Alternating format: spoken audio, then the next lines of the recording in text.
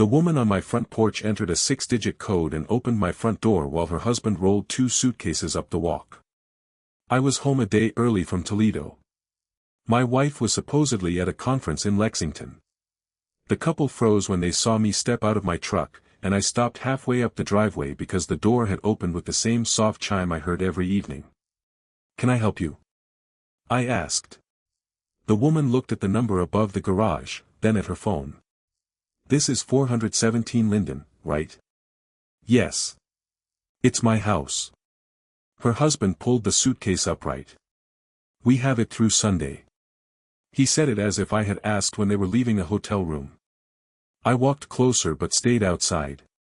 The woman held up a reservation page from a service called Home Circle Exchange. The address was mine. The exterior photograph was mine. Beneath it was a picture of my wife, Marissa, standing in our kitchen with a man I had never seen. His arms circled her waist. The profile read Mara and Adrian Shaw, married 6 years.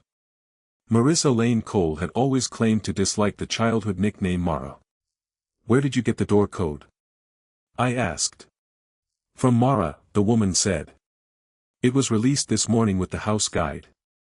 "I'm Laura Ames. This is Ben." She lowered the phone. "Are you Nathan?" I said I was. Her expression changed before mine did. She scrolled and showed me the section titled About Our Home.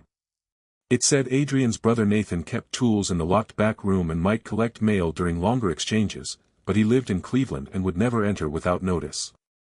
I had one brother. His name was Eli, he lived 15 minutes away, and Adrian Shaw was not related to either of us. "Please step back out and don't bring anything inside yet," I said. Ben looked at the open door. "We didn't break in." "I know. I'm not accusing you of anything. I need 10 minutes to understand why strangers have a valid code to my house." Laura closed the door without entering. The 3 of us stood on the porch in the late October cold while she called Home Circle support. I could have called the police, but the couple had identification, luggage tags, a confirmation number, and a PIN Marissa had created. They looked embarrassed, not dangerous. I asked whether this was a rental. Ben explained that Home Circle used annual memberships and exchange credits. Their Asheville house was available to Mara and Adrian that weekend. In return, Laura and Ben were staying in Columbus. "They're at our place now," Laura said. "Or they were when our neighbor brought over the spare propane tank this afternoon." Marissa had told me she was handling hotel logistics for an association conference in Lexington. I had been scheduled to lead a safety workshop in Toledo through Saturday. A water main break closed the training building, so I drove home Friday afternoon instead of Sunday morning. My early return had not uncovered a careless overnight visit. It had interrupted a reservation. I called Marissa. Her phone went straight to voicemail. I sent one message: "There are 2 people on our porch with a Home Circle reservation and a working door code. Call me." Laura put support on speaker. After seeing my ID and a property tax notice, the agent opened a disputed access case, suspended the stay, and offered Laura and Ben a hotel. She could not control our lock. I disabled the temporary code from my own administrator account while Laura watched. Marissa's regular code stayed active. The agent disclosed nothing else about her account. Nobody said affair or fraud. There was only a door that should not have opened and a system that could close it. Before Laura left, I asked whether I could photograph the reservation page that showed my address and the host profile. She agreed. Ben asked if they should warn Adrian and Mara that their Asheville stay was being interrupted. "Call your platform," I said.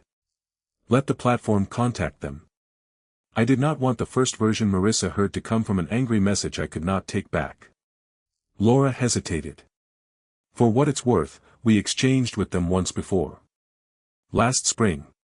Everything was normal. You stayed in this house 4 nights. I had been in Cincinnati inspecting water treatment controls that week. Marissa told me she spent those nights helping her sister after outpatient surgery.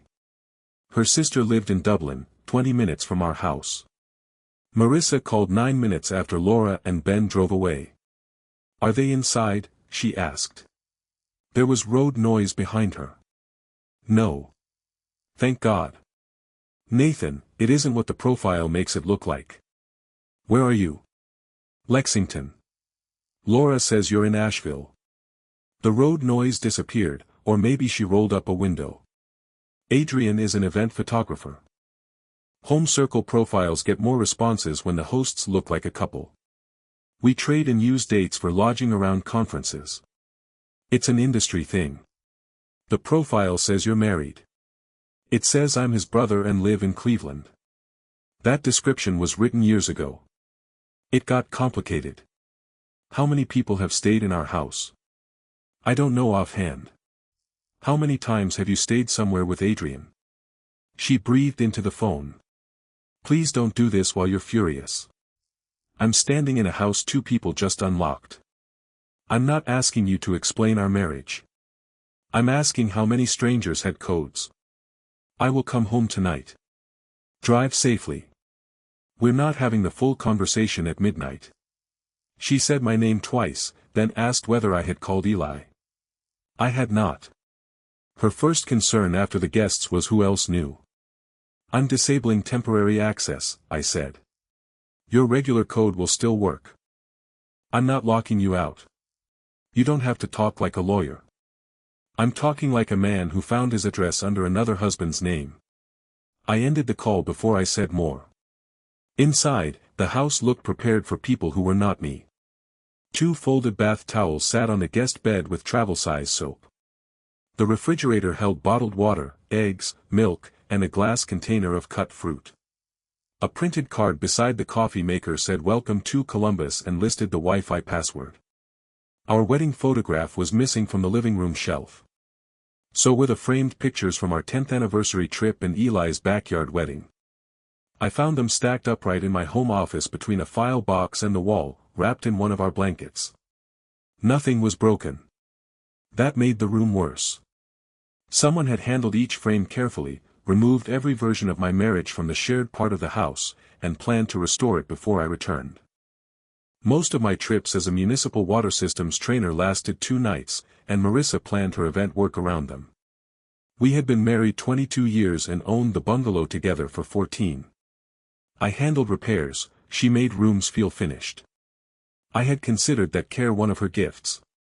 Now the exact same skill was visible as turnover. The smart lock history available to both administrators showed temporary codes labeled florist, cleaner, and vendor across 3 years. Vendor 14 belonged to Laura and Ben. Others aligned with my work calendar and lasted from hours to 5 days. I exported that shared history. I did not know Marissa's home circle password and did not try to guess it. I called Eli and asked him to come over. He arrived with takeout I did not eat and listened without interrupting. When I showed him the profile photo, he stared at Adrian's face, then looked around the kitchen as if the man might have left an outline. Do you know him? I asked. No. Did Marissa ever say I lived in Cleveland? Not to me. We found the house guide in the printer tray. It described the basement laundry, trash pickup, thermostat, parking, and the loose latch on the back gate. It called my office Nathan's storage room and said guests should not enter because the co-owner was private. The guide recommended a bakery Marissa and I visited every Sunday and said, Adrian always orders the cardamom nut. I had never seen that pastry on our table. At the bottom, guests were asked to sign a book kept in the dining room sideboard. The sideboard held placemats and candles. Eli checked the cabinet above the guest room closet, where we stored extra blankets. A linen-covered book sat behind them. The first note was dated 3 years and 1 month earlier. Mara and Adrian, thank you for sharing the home you built together. There were 16 more entries. One couple praised Adrian's restaurant list. Another thanked Mara for leaving toys for their toddler. Laura and Ben had signed the previous spring, second visit someday. We'll save you the mountain view. The latest blank page had been marked with a blue ribbon for the people I had met on my porch. I turned back through the book and counted the dates. Every visit fit inside one of my work trips, my annual weekend with Eli, or the 5 days I spent in the hospital with my mother before she died. On those dates, my house had not been empty. It had been available. Marissa did not come home Friday night. At 11:20, she texted that she was too tired to drive safely and would stay near Lexington. I did not correct the location again. Eli slept on the couch because neither of us believed I should be alone with my thoughts and because he was worried Marissa might arrive angry. I slept in 40-minute pieces. Each time I woke, I remembered another small change after a trip, the coffee scoop in the wrong drawer, the shower head tilted down, a faint citrus smell in the hallway, the dining chairs pushed closer to the table. Marissa had usually laughed and blamed the cleaner. I had been grateful that she cleaned before I came home.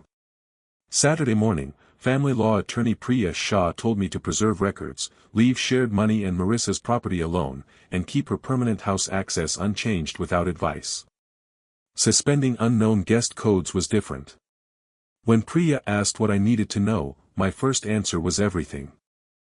I corrected it to the current relationship, health risk, money, third-party access, ownership claims, and future reservations. More detail might hurt without changing my decision. Joint statements showed small irregular charges to brightness turnovers, home circle membership, and grocery deliveries before my trips. Each line resembled Marissa's real event work. Our returns showed no rental income, which fit the exchange credit model. The system had paid in access to other people's houses, not cash. I called our homeowner's insurance agent, identified myself as a named insured, and asked what I was required to report if guests had stayed through a non-commercial exchange service without one owner's knowledge. The agent did not declare coverage void or promise there was no problem. She opened a review, asked me to suspend future exchanges, and said underwriting might request dates and platform terms. That uncertainty mattered. Marissa had spent years telling herself the house sat unused. The insurer did not treat occupancy as a feeling. Brightnest's owner verified me against the joint billing address and agreed to provide invoices she could release. Mrs. Cole said you both hosted, Tasha told me. She remembered Adrian helping move frames into my office twice and had assumed he was Marissa's husband. Tasha had no secret timeline, only 14 invoices and the memory of another man carrying my wedding photograph out of the room.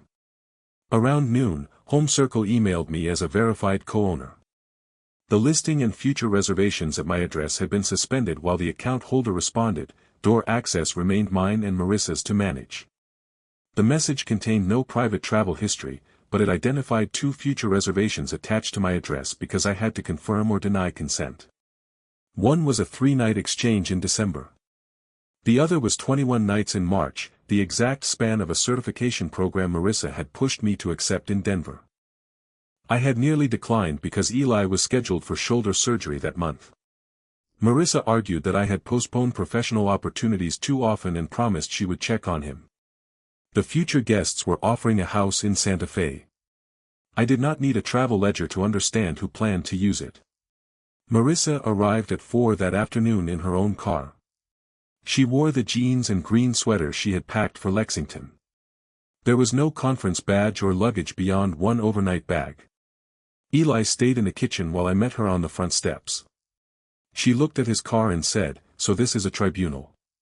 "No. He's here because I asked him to be. Are you going to let me inside? Your code works." She entered, saw the wedding photographs still stacked in my office, and closed her eyes. "I can explain the exchange account. Are you in a relationship with Adrian?" She placed her bag on the floor. "Yes." The answer was so direct that I had nowhere to put the questions I had rehearsed. For a few seconds, the only sound was the refrigerator cycling on. I had expected denial long enough to let me stay angry at the lie in front of me. Her yes pushed me backward through 4 years instead, every conference, every early laundry load, every time she asked exactly when I would reach home. I gripped the doorframe until the kitchen stopped feeling tilted. How long? It isn't a clean date. Closest honest answer. 4 years. Health risk? We've been careful. That's not enough. I'll arrange testing. She nodded, then started to tell me that Home Circle was separate from the affair. I held up the house guide with Mara and Adrian across the top. Not today. I need financial disclosure and every reservation involving this address. I need no third-party access. We can discuss temporary rooms through council Monday. You're bringing lawyers into a travel account. I'm bringing a lawyer into a marriage where someone else has been called the owner of my home. Her face tightened. I never transferred the house. I know. That's why I still have a say. She walked past me toward the bedroom.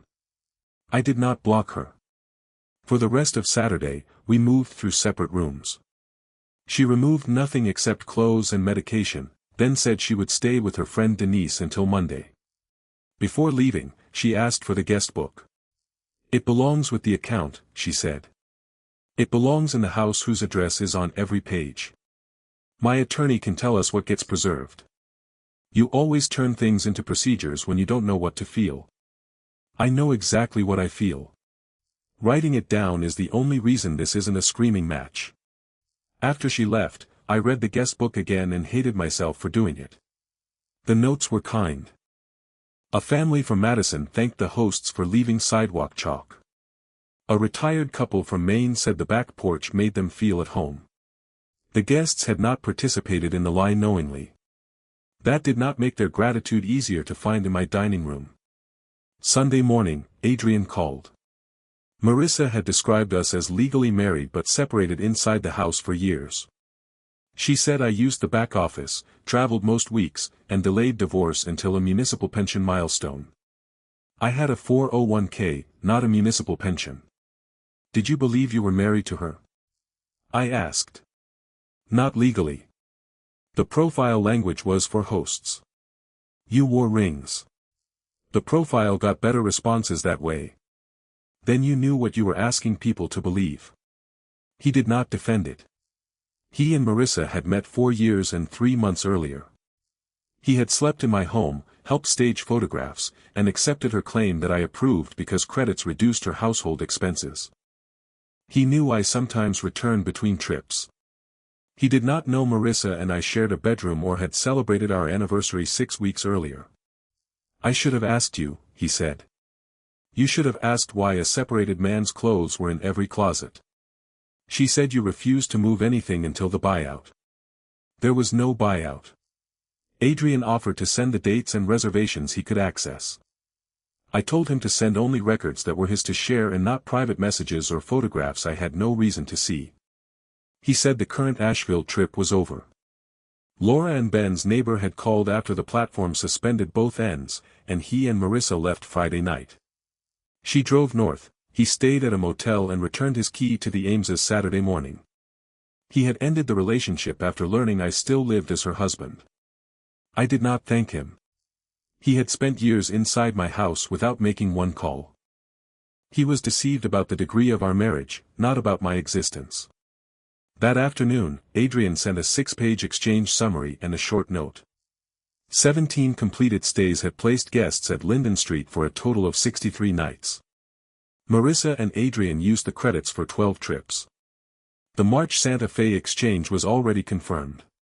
The summary also contained a profile revision from 2 years earlier. The original description called me Marissa's separated spouse and co-owner. The revised description called me Adrian's brother in Cleveland. Adrian wrote that Marissa made the change after one guest asked why a separated spouse permitted couple photographs in his living room. The lie had not grown because one explanation failed by accident. It had been edited after feedback. I stared at the 21-night reservation and remembered Marissa persuading me to accept Denver. Until then, I had thought my work trips created openings she used. March showed something worse. Once the system existed, she had begun creating the openings. On Monday, Marissa and I sat at the dining table with Eli in the living room. She objected to him being there until I reminded her that she had spent 3 years inviting strangers into the house without telling me. He isn't joining the conversation, I said. He's here because I don't trust either of us to remember it the same way tomorrow. Marissa brought a printed home circle history, statements from an individual checking account I had known existed, and a list of trips with Adrian. She placed them beside the linen guest book as if matching piles could make the meeting orderly. I began with the question that had changed since Friday. Did you push me to take the Denver program so you could give the house to the Santa Fe guests? She looked at the table. I knew the dates would work. That isn't what I asked. I thought Denver was good for you. Would you have pushed that hard without the exchange? Probably not. The admission hurt more than finding another cleaning charge. I had thanked her for believing in me when I accepted the program. Eli had arranged physical therapy rides because I would miss the first week after his surgery. Marissa had turned a professional decision and my brother's recovery into available nights. Cancel Santa Fe, I said. It's already suspended. Cancel it from your side. Don't wait for the platform to decide. She said she would. I asked whether there were other services, addresses, guest accounts, or people with active codes. She said no. Then I asked the questions that were harder to keep in categories. The relationship became physical 4 years earlier, 3 months after she hired Adrian to photograph a hotel opening. They began traveling together the following winter. Home circle started because Adrian complained that hotels made every trip feel temporary and Marissa said she knew a house that sat empty. The first guest stayed while I attended a 3-day seminar in Akron. Marissa removed our photographs, hired Bright Nest, and slept with Adrian at the exchange couple's home in Ann Arbor. When I returned, she told me the cleaner had moved the coffee. You say that like it happened once, I said. The first time mattered. After that it became a process. She seemed surprised by her own sentence. I asked who invented the profile marriage. Adrian suggested that hosts trusted established couples. Marissa supplied the shared history. They wrote that they met in college, restored the bungalow together, and spent weekends finding old diners. Marissa and I had met in college. Eli and I had repaired most of the bungalow. The diner list came from Sundays with me. Adrian contributed photographs and the name Shaw. What part was actually his? I asked. The trips. The trips were bought with our address. Marissa's eyes filled, but she did not look away. She said she never believed exchange credits were marital property because they could not be cashed out and because she handled the cleaning. I asked what she believed the walls were. I knew the house was ours. Then why did your profile say he built it with you? Because nobody wants to exchange with a woman and her boyfriend while her separated husband owns the place. We weren't separated. I told myself we were living separate lives. You told me we were busy. I had promised myself I would not argue about every word, but the conversation did not stay inside my outline.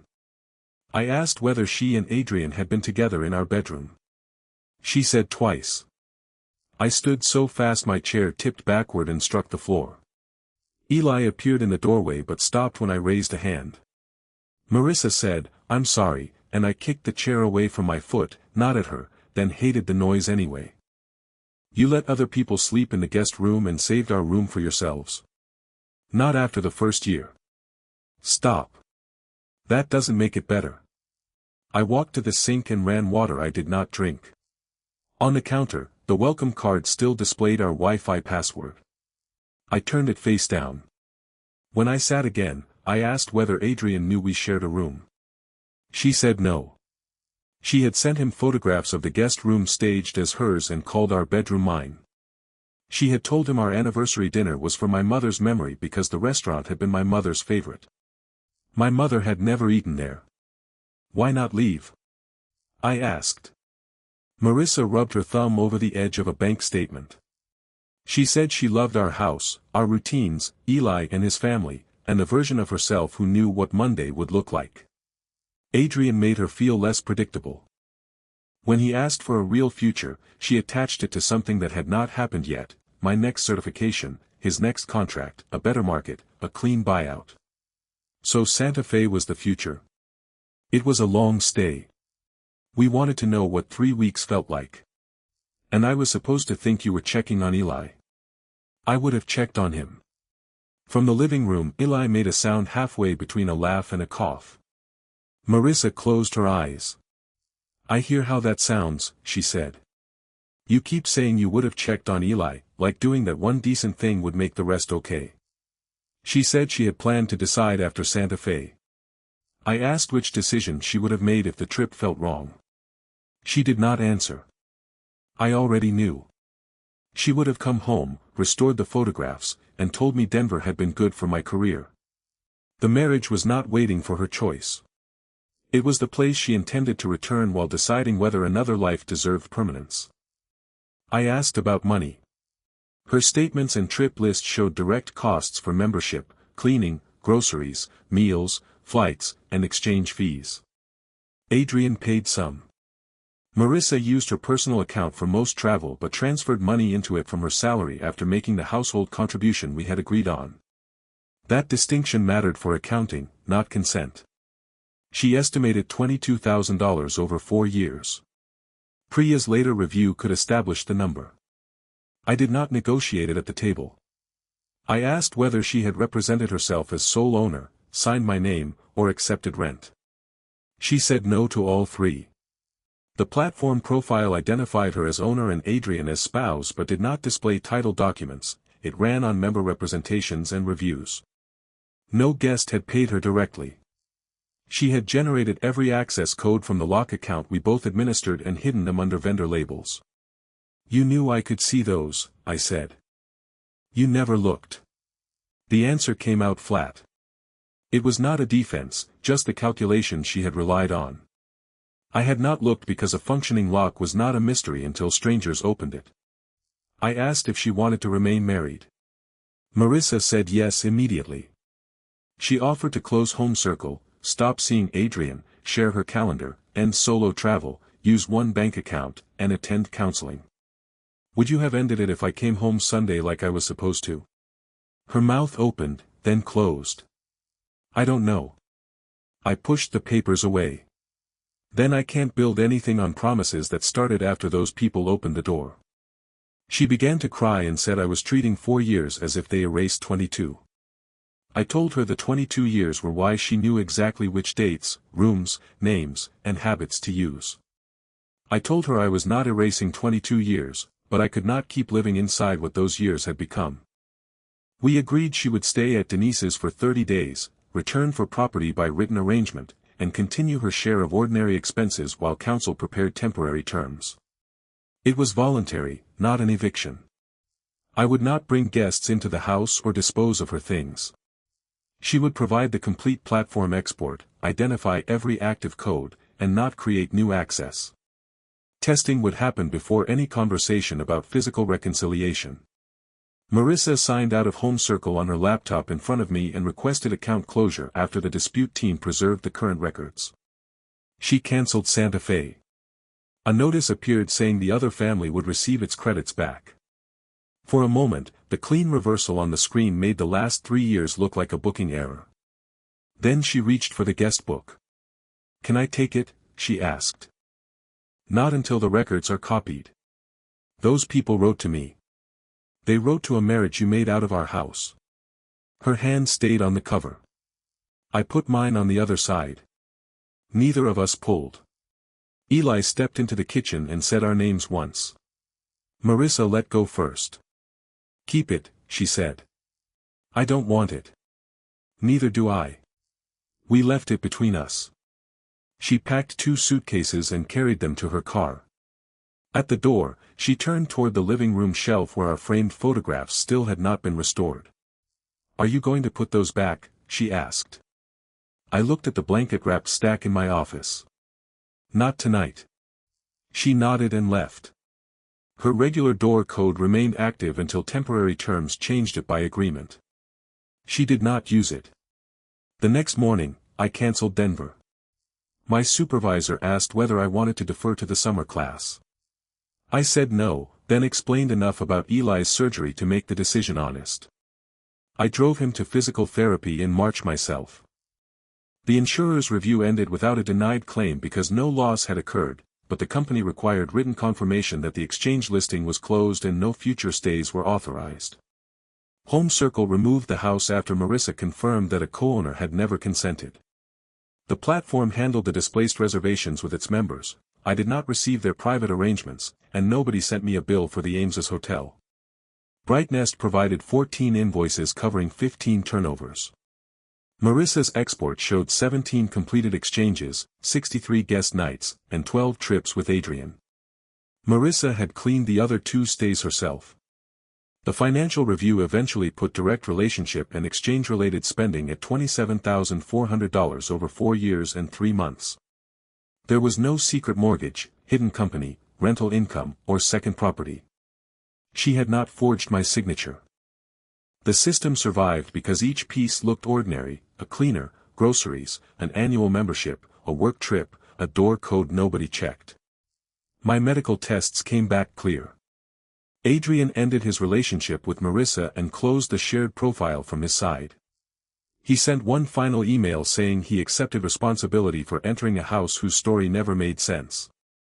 I did not answer. His admission did not require my forgiveness, and his departure did not restore my marriage. Marissa and I attended 2 counseling sessions because I wanted to know whether there was a version of staying that did not turn me into a guard. In the first session, she described the exchanges as a compartment she could close. In the second, I asked what would happen the first time I traveled and she felt watched, or the first time she wanted to go somewhere and I needed proof. Neither of us had an answer that sounded like a marriage. I filed the following week. The divorce took 11 months. We used an independent appraisal for the house and ordinary disclosure for retirement, savings, and spending.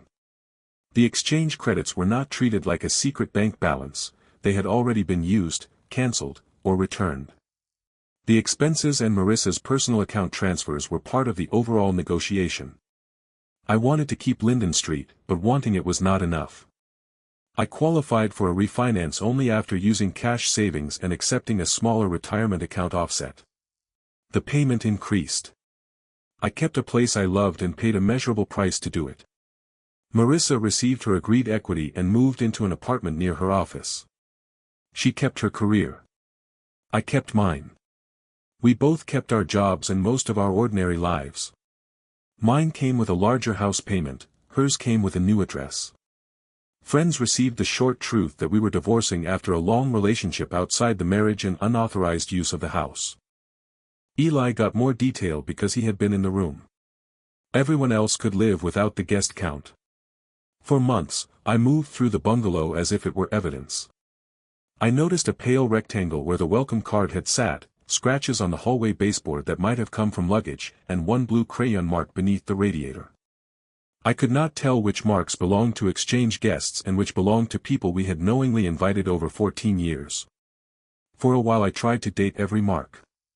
Eventually I got tired of guessing and stopped treating the baseboards like a record. The harder objects were the framed photographs. I put Eli's wedding picture back first because it had nothing to do with Marissa's profile. My mother's photograph returned next. I left the anniversary picture wrapped for months, then placed it in a box with other marriage records instead of forcing myself to display or destroy it. I rehung the photographs I still wanted and left the rest boxed. Then I used the rooms without asking them to settle the marriage for me. Marissa came for her remaining property 2 weeks before the divorce was final. Eli was there, though by then neither of us expected a scene. She took art supplies, winter clothes, her grandmother's dishes, and the green chair from the bedroom. In the dining room, she opened the sideboard and found the linen guest book. Priya's office had copied the relevant pages months earlier. "I forgot this was here," Marissa said. I didn't. She turned through several notes. Laura emailed me. She said the platform covered their hotel and they finished the weekend. Good. She also said she was sorry. She has nothing to apologize for. Marissa closed the book. Do you want it? No. Neither do I. We had said those words once, but this time there was no need to hold opposite sides. She put the book in a box marked paper recycling. I took it back out. Marissa watched me. You just said you didn't want it. I don't. But those are other people's notes. I'll remove the pages with contact details and recycle it here. You still need to manage the clean ending. The sentence was sharper than the afternoon had been. I almost answered with a list of what she had managed. Instead, I handed her the book. Then you decide. She held it against her coat for a moment and placed it in her car. Before leaving, she looked at the smart lock. Temporary terms had allowed both of us access by arrangement. Closing documents ended hers that afternoon. Did you change all the codes? She asked. After the refinance recorded. Of course. That isn't an insult. She nodded. I know. Her apology came without a speech. She said, I was wrong to make your absence useful to me. There was no explanation behind it this time. I believed she meant the apology. The closing papers were still waiting for our signatures. After she drove away, Eli and I carried the recycling to the curb.